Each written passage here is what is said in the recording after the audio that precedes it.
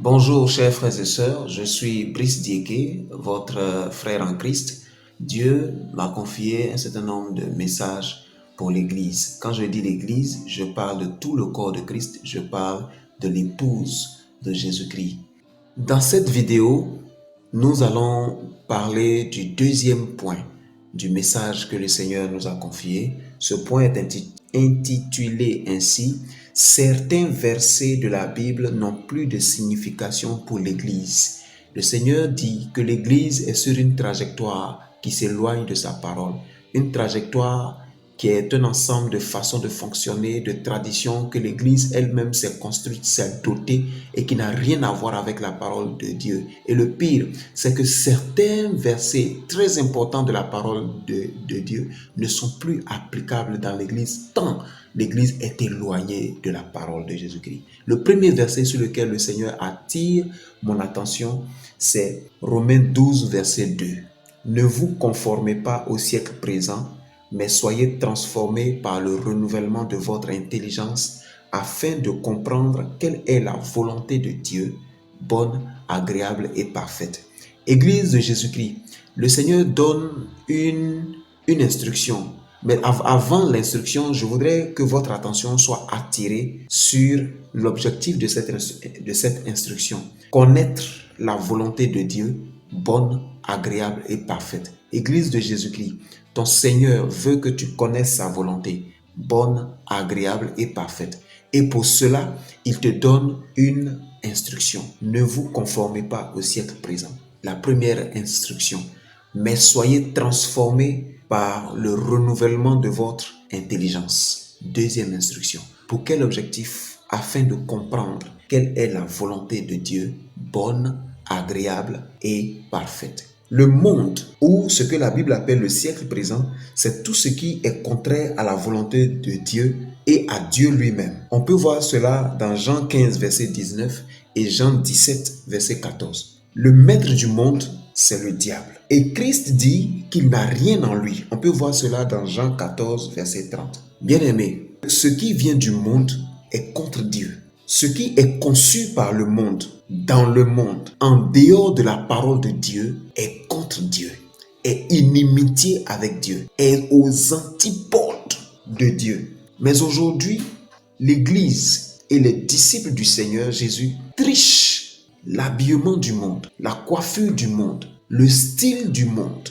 Les chanteurs DJ sont aujourd'hui devenus les stylistes, modélistes et mannequins à part entière de la plupart des serviteurs de Dieu, des disciples de Jésus-Christ. On se plaque le corps, les hommes sortent les biceps, la poitrine, les femmes sortent les seins, les fesses, le V du sexe dans le pantalon. Les pasteurs sortent les costumes de grand prix, des montres à des milliers de francs. Les femmes, les sacs et des bijoux à la mode. Et la convoitise règne en maître dans l'église. Bien-aimé, je veux qu'on soit clair. Le Saint-Esprit ne m'envoie pas parler de ton habillement. Le Saint-Esprit ne m'envoie pas parler de ton argent. Le Saint-Esprit m'envoie te dire que ton habillement, la présentation de ta richesse à travers ton habillement, la présentation de ton amour pour les bonnes choses à travers ton habillement et tout ce que tu mets sur ton corps est la source de la convoitise dans l'église. Et la convoitise est la mère de beaucoup de péchés. La convoitise dans l'église d'aujourd'hui est la mère de la fornication, est la mère de l'adultère, le vol, le mensonge. Voici le vrai problème. La Bible dit de ne pas se conformer. Le Seigneur n'a pas voulu que nous habillions mal. Le Seigneur n'a pas voulu que nous soyons vus comme des personnes sales. Non, ce n'est pas le message que je suis en train de te prêcher. Et je profite pour te dire, bien-aimé, que à travers mes mots, tu dois entendre le Saint-Esprit. Entre le son que tu entends de cette vidéo et tes oreilles, il doit avoir le Saint-Esprit. Et si il n'y a pas le Saint-Esprit, ne fais pas attention à mes mots. Ne fais pas attention à mes paroles. On trouve aujourd'hui des pasteurs qui envient les chaussures, qui envient les bijoux, qui envient la chaussure. Vous vous imaginez des femmes des femmes d'évêques, c'est-à-dire des personnes qui dirigent des églises, qui demandent à leurs fidèles, après le culte, de leur donner leurs chaussures, de leur donner les bijoux qu'elles ont. Parce que ce n'est pas normal que la femme de leader de la communauté n'ait pas cela et que le disciple de Jésus-Christ, à qui Dieu a fait la grâce d'avoir ces choses l'ait. Vous voyez à quel niveau la présentation de votre richesse à travers votre habillement a conduit l'Église. Parce que vous refusez de marcher selon Romains 12, verset 2. Parlons un peu de ces vêtements qui ont cours aujourd'hui. L'habillement près du corps. Bien-aimé, tu sais d'où vient cet habillement près du corps? Ce style d'habillement qu'on appelle près du corps. Tu sais d'où il vient? Ton style vestimentaire, c'est le près du corps. Ok, le près du corps a été inventé par des homosexuels, non pour tous les hommes de la terre, mais pour leur communauté homosexuelle. Pour pouvoir se reconnaître, pour pouvoir se sentir bien, pour pouvoir, en tant qu'homme, séduire un homme. Parlons aussi de cette façon de baisser le pantalon au bas des fesses, surtout pour les hommes. Vous savez d'où vient cette tenue vestimentaire? Jeunes frères, surtout les jeunes chrétiens, même qu'on trouve dans les groupes musicaux, même des pasteurs, des personnes qui se disent prophètes. Et gare à toi, si tu ne les as pas appelés prophètes, tu n'as pas cité, tu n'as pas prononcé prophète à côté de leur nom, qui se mettent dans des tenues pareilles, avec le pantalon en bas des fesses. Vous savez d'où cela vient? Cela vient des prisons aux États-Unis. C'est un code pour dire je suis en chaleur, en griffe. Vous me comprenez? Aujourd'hui, ce code d'homosexuels, de personnes dévergondées, de personnes en crise avec eux-mêmes, en crise avec leur existence, est devenu une tenue vestimentaire brisée dans l'église. Brisée dans l'église, bien-aimé. Brisée dans l'église. Le Seigneur dit, ne vous conformez pas. Le cœur de Christ pleure, saigne. Parce que l'église ne sait plus ce que veut dire Romains 12, verset 2. Ne vous conformez pas. Le monde entier, le diable, a adopté cette tenue vestimentaire, bien-aimé. Et toi, tu t'y es conformé. Je ne suis pas ici pour que, en apparence, tu changes. Étant choqué, tu changes ce style vestimentaire et qu'au fond de toi, tu restes conforme au monde. Non. Si l'Esprit de Dieu ne te dit pas d'arrêter, continue, Église. Continue, pasteur. Continue, prophète. Continue, femme, homme, diacre, chantre, responsable de groupe musical. Continue de t'habiller comme ces prisonniers américains homosexuels qui sont en chaleur. Parlons de la barbe touffue. Aujourd'hui, tous les pasteurs ont une barbe, décident de garder la barbe. Vous et moi, nous sommes conscients que cela vient du monde. Il y a 5 ans, tu laissais ta barbe comme ça. Mais la mode d'aujourd'hui a admis que le siècle présent laisse la barbe comme ça. Et toi, Église, qui est censée être appui et colonne de la vérité, tu t'es conformé.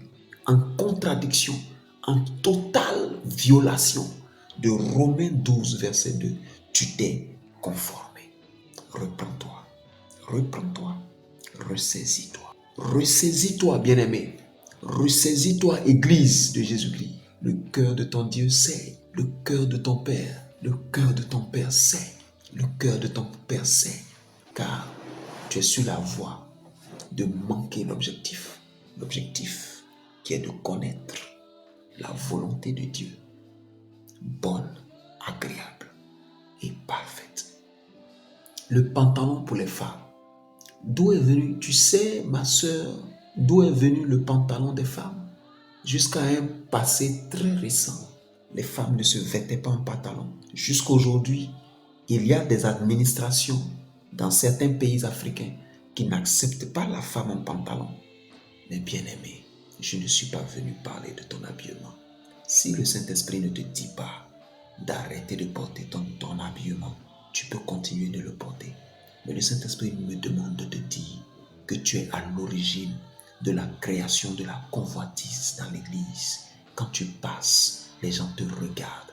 Les hommes qui sont là regardent tes fesses à travers ton pantalon, tes formes, tes rondeurs, dans ton pantalon plaqué, dans tes tenues plaquées. Voici la réalité de l'église grâce à toi, à cause de toi, ma soeur, à cause de toi. La parole de Dieu dit, les occasions de chute viendront. On ne peut pas les empêcher. Mais malheur à celui par qui elles viennent. Il vaudrait mieux pour lui qu'on lui attache un caillou au pied et qu'on le jette au fond de la mer. Bien-aimé, je ne connais pas une punition plus terrible que celle de mourir noyé. Mais la Bible dit, celui par qui les occasions de chute arrivent, il vaudrait mieux pour lui qu'il soit jeté dans la mer avec un caillou attaché au pied. À cause de toi, regarde les occasions de chute dans l'église. Combien de pasteurs as-tu fait tomber? Combien de maris? Combien de foyers as-tu divisé avec ta tenue vestimentaire, avec ta conformité au monde, en toute désobéissance? De Romains 12, verset 2. Combien de vies as-tu détruites? Regarde comment tu pourris l'église de Jésus-Christ pendant que des personnes qui sont à la recherche du Seigneur, qui sont aux prises avec des démons, des esprits qu'ils ont pris dans leur famille, dans leur mauvaise vie, dans leur vie ancienne, viennent à l'église pour chercher la présence du Seigneur. Ils arrivent dans l'église pour chercher le Seigneur. Et qui y trouvent? Toi, dans ta tenue dévergondée, dans ta tenue, dans ton pantalon, qui montre le V de ton sexe, qui montre tes rondeurs arrière. Regarde le choc, regarde l'occasion de chute que tu constitues pour ces personnes. Tu vas me dire que ces personnes, elles sont venues à l'église, c'est toi qu'elles sont venues regarder. Mais bien sûr, mon frère, ma soeur, on vient à l'église pour chercher des modèles. On vient à l'église pour chercher des modèles sur qui s'appuyer et marcher. Et quel modèle tu as été pour ces personnes-là? Quel modèle, mon frère, ma soeur, quel modèle tu as été? Il faut revoir ta vie. Il faut revoir. Romains 12, verset 2. La convoitise depuis le sommet de l'église jusqu'à la tête. La convoitise de la chair, source de fornication, d'impudicité, de divorce, de remariage à outrance dans l'église. La convoitise des yeux, source de vol, de détournement dans l'église, parce que l'église ne sait plus ce que signifie Romains 12, verset 2. La première chose que le Saint-Esprit fait dans la vie d'un nouveau chrétien, c'est de l'arracher au monde et l'attacher à Christ. En d'autres termes, le déconformer petit à petit, le déconformer aux choses du monde, le déconformer à ce siècle et l'attacher ou bien le conformer à Christ, le conformer à l'œuvre de Christ. Est-ce que tu te souviens, bien-aimé, mon frère, ma soeur, est-ce que tu te souviens de ton zèle du départ? Est-ce que tu te souviens de la façon dont tu prenais l'engagement, tu te mortifiais, tu prenais des temps de jeûne et de prière pour te sanctifier devant la face du Seigneur? Est-ce que tu te souviens de ce temps-là? Mais alors, pourquoi, après avoir commencé par l'esprit, par la pureté, par l'attachement à ton Seigneur, maintenant que tu as pris du temps dans la maison du Seigneur, tu t'en vas dans l'impureté et tu retournes te conformer au monde? La parole de Dieu qui vient à nous maintenant a dit, ne vous conformez pas au siècle présent, mais soyez transformés par le renouvellement de l'intelligence. Alors, le renouvellement de l'intelligence, c'est une œuvre du Saint-Esprit. Dès que tu appartiens à Christ, ce mouvement-là, cette force-là se met en marche. Elle se met en marche pourquoi? Elle se met en marche pour écraser tout ce que tu as emmagasiné vivant dans le monde. Mais ton comportement, ta vie, tes intérêts, tes goûts s'opposent à cette œuvre du Saint-Esprit. Pourquoi? Pose-toi la question de savoir pourquoi. L'Esprit de Dieu a déployé comme puissance et comme force en train d'écraser, de détruire les choses de ta vie passée. Laisse ce mouvement de l'Esprit travailler en toi afin que ton intelligence soit transformée. Regardez aujourd'hui, l'Église est semblable au monde. L'Église est en train de se rendre identique au monde. On vote pour élire quelqu'un, pour choisir un serviteur. On fait des votes. Mais je voudrais vous dire que dans la première église, les disciples ont été confrontés à des choix, comme les choix que vous avez aujourd'hui. Mais l'Esprit de Dieu leur a inspiré une façon de travailler. Pourquoi? Parce qu'ils ont consulté le Saint-Esprit. Étant confrontés à ces choix, ils ont consulté le Saint-Esprit. Et le Saint-Esprit leur a donné une façon de travailler. Mais aujourd'hui, regardez où les votes dans l'église nous emmènent. Regardez comment aujourd'hui, en votant quelqu'un, en cherchant à positionner quelqu'un, on ne cherche plus la volonté de Dieu. Mais on cherche notre propre volonté. Un tel va dire, moi je préfère que ce soit lui-là qui soit là parce que j'aime sa façon d'être. Il est cool, il est gentil. Mais où est la volonté de Dieu dans le positionnement des personnes dans l'église? Où est la volonté de Dieu? Où est le choix de Dieu? Où est l'opinion du Saint-Esprit dans toute cette affaire? Vous choisissez votre façon de diriger vos entreprises, vos façons humaines de diriger vos villages et vos entreprises, et vous les transportez dans l'église, mettant ainsi l'Esprit de Dieu de côté. Ne vous conformez pas au siècle présent. Les gens de ce siècle, quand ils se réunissent, c'est pour bavarder, c'est pour parlementer, c'est pour critiquer, c'est pour manger, c'est pour aussi compter l'argent. Combien est-ce qu'on a eu? Mais l'église ne se réunit pas pour ces choses. L'église primitive ne se réunissait pas pour ces choses. L'église primitive ne se réunissait pas que pour manger. L'église primitive ne se réunissait pas que pour bavarder, que pour critiquer. Mais l'église primitive se réunissait pour prier et pour fractionner le pain. L'église primitive ne se réunissait pas pour des réunions interminables. L'église primitive ne se réunissait pas pour des matchs de football, mais pour prier, pour partager la parole et pour fractionner le pain. Prier, partager la parole et fractionner le pain. Bien-aimé, Église de Jésus-Christ, toi qui es évêque, c'est-à-dire selon la parole de Dieu, celui qui a été mis à la tête d'une assemblée, c'est celui-là qui est évêque selon la parole de Dieu. Et donc, toi qui es évêque, ramène ta communauté à l'origine. Ne conforme pas ta communauté au siècle présent. Toi, disciple de Jésus-Christ, ne conforme pas ta vie au siècle présent. Laisse ton intelligence être renouvelée par le Saint-Esprit afin que tu sois transformé. Pourquoi ceci? Je vous le rappelle, un seul objectif, afin que nous connaissions la volonté du Seigneur. C'est un objectif crucial. Écoute bien aimé, si tu ne sais pas la volonté du Seigneur, tu fais quoi sur la terre? Si tu t'intéresses aux choses auxquelles les païens s'intéressent, tu ne connaîtras pas la volonté du Seigneur. Si tu fais les choses comme les hommes du monde le font, tu ne connaîtras pas la volonté du Seigneur. Si ta vie est orientée vers les choses du monde, vers le football, vers comment est-ce que je finirai ma retraite, il me faut trouver des moyens pour construire ma maison. Il me faut ma maison de retraite. Il faut que j'aie ma maison du village. Il faut que quand même, quand les gens arrivent dans mon village, ils puissent trouver quelque chose où se poser. Écoute, souviens-toi, regarde un peu la vie des premiers disciples. Est-ce que tu as entendu un seul s'inquiéter de comment est-ce qu'il finira? De comment est-ce que ses enfants seront logés quand il partira? De comment est-ce qu'il aura sa maison de retraite? Vous pensez qu'à leur époque, ils vivaient dans la rue? Ils étaient à une époque où ils auraient aussi besoin de maison. Mais ils ne s'en sont pas inquiétés. Parce qu'ils ont laissé l'Esprit de Dieu travailler à conformer leur vie aux choses célestes.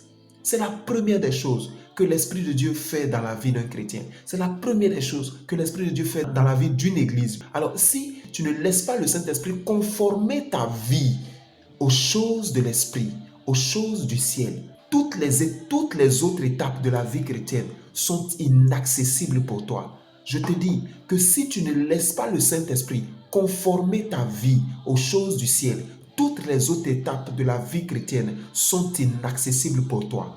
Si tu es toujours ballotté, emballé par la mode, le jour que la mode envoie des mini-jupes, tu es dedans. Le jour que la mode envoie des pantalons en bas des fesses, tu es dedans. Le jour que la mode envoie des pantalons jusque sur la poitrine ici, tu es dedans. Le jour que la mode envoie des mèches jusqu'aux genoux, tu es dedans. Le jour que la mode envoie des cheveux coupés à ras, tu es dedans. La mode envoie des cheveux bleus, tu es dedans. La mode envoie des cheveux rouges, tu es dedans. Des cheveux noirs, tu es dedans. Aujourd'hui, pour les femmes, c'est la mode afro. Les jeunes femmes ivoiriennes, africaines en général, qui avaient une sainte horreur de leurs cheveux frisés, de leurs cheveux afro, et qui les abandonnaient pour des mèches. Aujourd'hui, la mode a décidé que c'est afro, et donc elles toutes afro.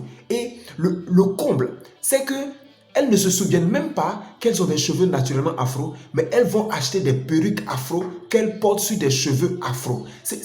Regardez jusqu'à quel niveau on est torturé, ballotté, mais on est dans le moule de la mode et non dans le moule du Saint-Esprit. Regardez comment on est conformé régulièrement par la mode et non conformé par le Saint-Esprit.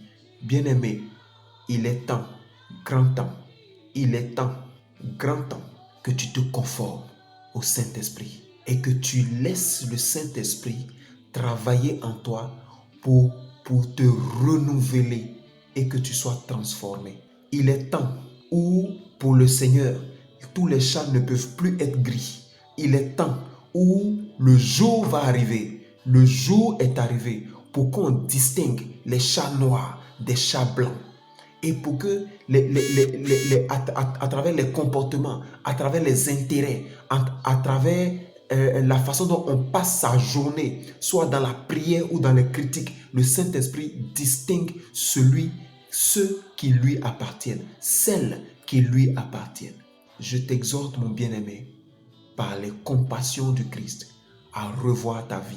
Le temps est proche. Le temps est proche. Aujourd'hui, qui que nous sommes, nous pouvons mourir comme n'importe qui, à n'importe quel moment.